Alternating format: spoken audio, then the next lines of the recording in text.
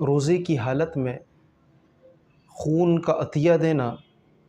یا کسی ٹیسٹ وغیرہ کے لیے، بلڈ ٹیسٹ کے لیے اپنے جسم سے خون کو نکالنا،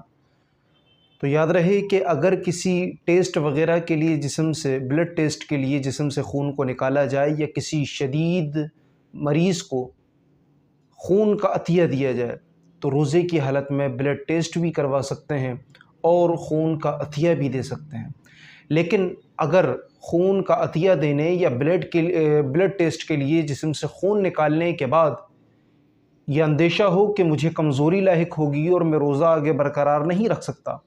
یا آگے روزہ نہیں رکھ سکتا، تو اس صورتحال میں پھر خون دینے یا بلڈ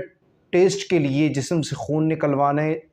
سے اجتناب کرنا چاہیے۔ پھر اس صورت میں نہ تو خون دینا چاہیے اور نہ اجتناب کرنا چاہیے۔ البتہ اگر دے دیا اور تندرست تھا